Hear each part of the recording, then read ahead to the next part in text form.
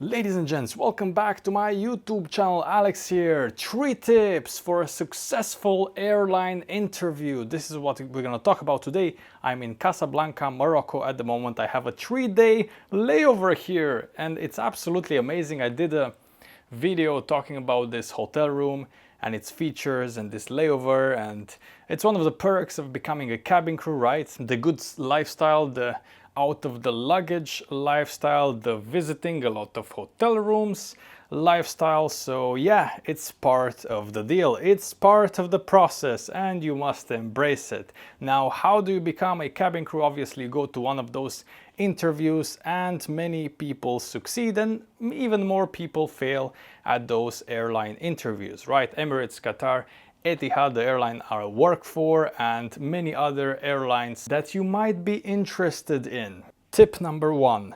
Personalize your CV and don't include everything in your CV. Ladies and gents, many people, they do this mistake. They put absolutely everything in their CVs. They make them really long and complicated. They make them really hard to read.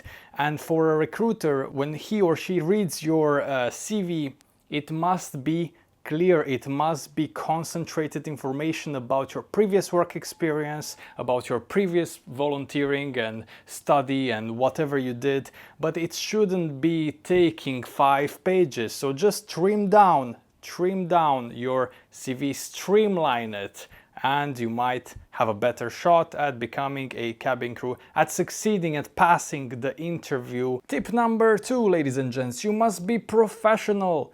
I talk about this all the time. Have a professional attitude and a professional presentation.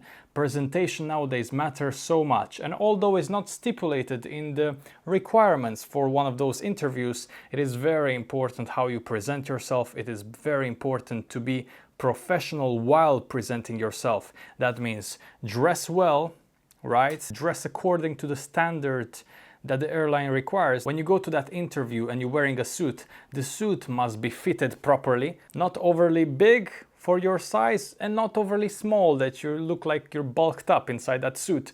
It must be fitted nicely, fitted well. Your hairstyle has to be trimmed. As a man, you need a classical hairstyle, right? A bit of fade indeed, as I have now, not too drastic so it doesn't look too sharp, too tough, right? It must be classical, it must have a classical look to it. And the ladies, of course, hair in a bun most likely, right? Or if you have a short hair, just properly cut and trimmed and well groomed. It's very important. Also, the way you wear your watch on the wrist, the size of the watch, everything has to look professional.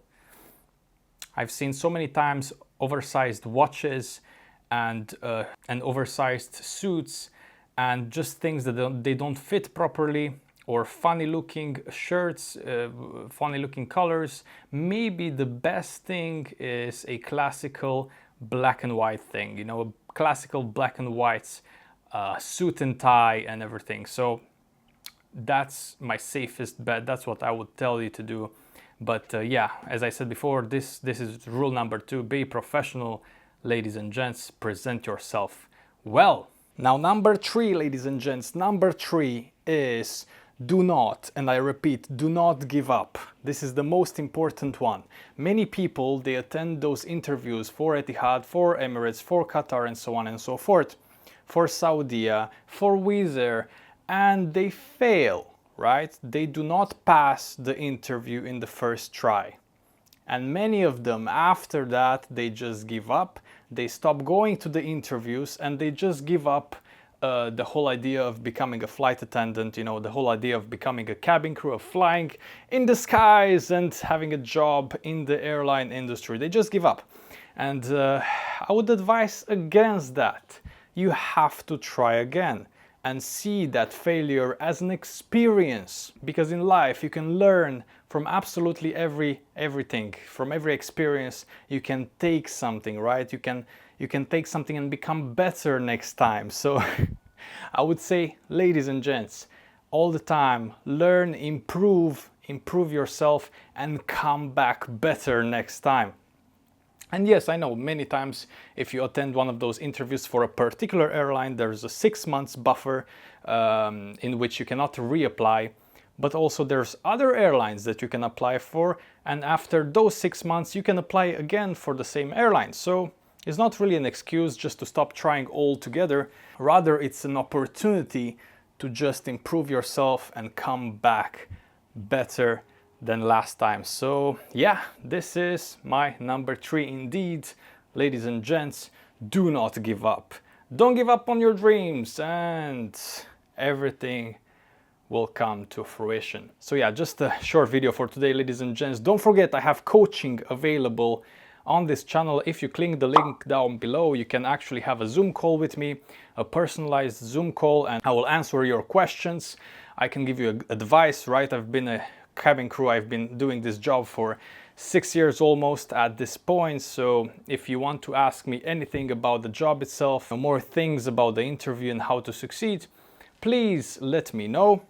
We can have a coaching call, and that's way better than answering your DMs on Instagram. Definitely, I have plenty of those already, and it's hard to answer. All right, ladies and gents, like, subscribe, comment. Until next time, and it's Alex. Bye bye.